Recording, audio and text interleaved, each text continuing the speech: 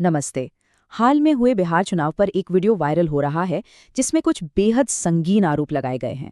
तो आज हम इस वीडियो में बताए गए आरोपों को एक-एक करके समझने की कोशिश करेंगे।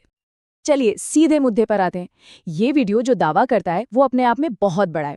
उनका कहना है कि ये शायद भारतीय इतिहास के सबसे अनुचित चुनाव थे।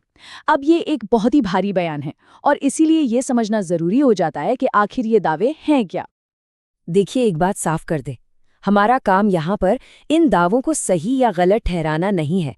हम तो बस उस वीडियो में पेश किए गए सबूतों और तर्कों की एक निष्पक्ष पड़ताल कर रहे हैं कि आखिर वो क्या कह रहे हैं और किस आधार पर। तो अपनी बात साबित करने के लिए वो वीडियो 6 खास सबूत सामने रखता है। अब इसे आसानी से समझने के लिए हम इन 6 बिंदुओं को 3 अलग-अलग ग्रुप्स में बांटकर देखेंगे। तो चलिए सबसे पहले ग्रुप पर आते हैं। इसमें वो आरोप हैं जो कहते हैं कि वोटर्स को सीधे सीधे पैसों और दूसरी सुविधाओं के जरिए प्रभावित करने की कोशिश की गई। वीडियो का पहला और शायद सबसे बड़ा सबूत है ये 10,000 रुपए का आंकड़ा।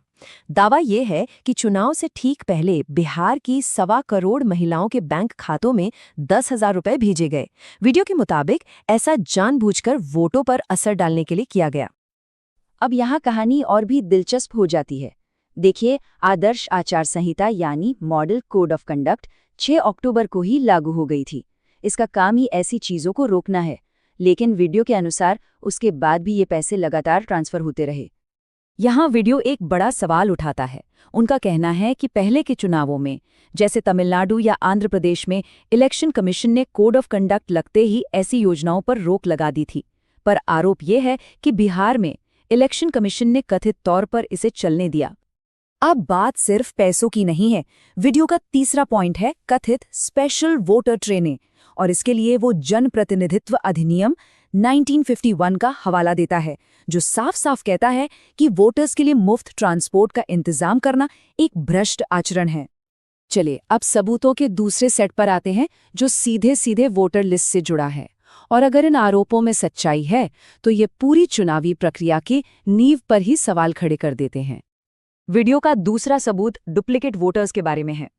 एक जर्नलिस्टिक इन्वेस्टिगेशन का जिक्र करते हुए वीडियो दावा करता है कि फाइनल वोटर लिस्ट से करीब 14.5 लाख संदिग्ध डुप्लीकेट नाम हटाए ही नहीं गए थे। और कहानी यहीं खत्म नहीं होती। वीडियो का 5वां पॉइंट इससे भी बड़ा है।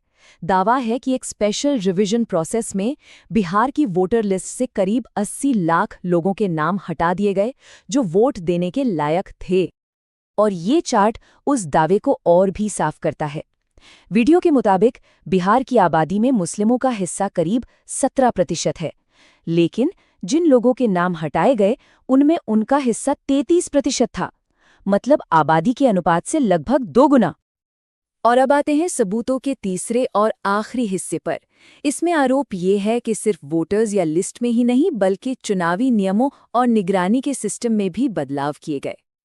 वीडियो का चौथा पॉइंट एक पूरी कहानी बताता है। पहले हाईकोर्ट ने कहा कि सीसीटीवी फुटेज दी जाए, फिर सरकार ने नियम ही बदल दिए ताकि फुटेज मांगी ही ना जा सके, और आखिर में इलेक्शन कमीशन ने एक नई पॉलिसी बना दी कि 45 दिन बाद सारी फुटेज डिलीट कर दी जाएगी। वीडियो का तर्क है कि इन कदमों से जरूरी सबूत तक पहुंचना नामुमकिन हो गया। और फुटेज न देने के पीछे जो तर्क दिया गया वो भी दिलचस्प है। कहा गया कि फुटेज इतनी ज्यादा है कि उसे देखने में हजारों साल लग जाएंगी। वीडियो इसे एक बेतुका बहाना बताता है। वीडियो का छठा और आखिरी पॉइंट इलेक्शन कमीशन की निष्पक्षता से जुड़ा है। इसमें उस कानून में हुए बदलाव को दिखाया गया है जिससे अब इलेक्शन कमिश्नर की नियुक्ति वाली कमेटी में भारत के चीफ जस्टिस की जगह एक केंद्रीय मंत्री होंगे। वीडियो के अनुसार इससे सरकार का नियुक्ति प्रक्रिया पर कंट्रोल बढ़ गया है। और इतना ही नहीं, वीडियो एक और नियम का जिक्र करता है जो कहता है कि कमिश्नर के खिलाफ उनके काम को लेकर कोई केस ही नहीं किया जा सकता, मतलब उन्हें कानूनी जवाबदेही से एक तरह की सुरक्षा मिल गई है। तो इन सब सबूतों को एक साथ रखने के बाद वीडियो आखिर कहना क्या चाहता है, वो हमारी लोकतांत्रिक प्रक्रिया के लिए इसका क्या मतलब निकालता है, चलिए वो समझते हैं। वीडियो सीधे सीधे ये सवाल पूछता है। उनका तर्क है कि अगर जवाबदेही तय करने वाले रास्ते ही बंद कर दिए जाएं, तो फिर अदालत जाने या कानूनी उपाय खोजने का क्या मतलब रह जाता है। तो चलिए एक बार जल्दी से इन आरोपों को दोहराते हैं। वोटर्स को प्रभावित करने के लिए कैश और ट्रांसपोर्ट का इस्तेमाल, वोटर लिस्ट में लाखों डुप्लीकेट और हटाए गए नाम, सबूत मिटाने के लिए नियमों में बदलाव और इलेक्शन कमीशन की नियुक्ति प्रक्रिया में बदलाव। और आखिर में वीडियो हमें इस एक बड़े सवाल के साथ छोड़ जाता है, क्या ये सब सिर्फ एक राजनीतिक विवाद है या फिर ये लोकतंत्र की रक्षा के लिए कुछ करने का एक बुलावा है?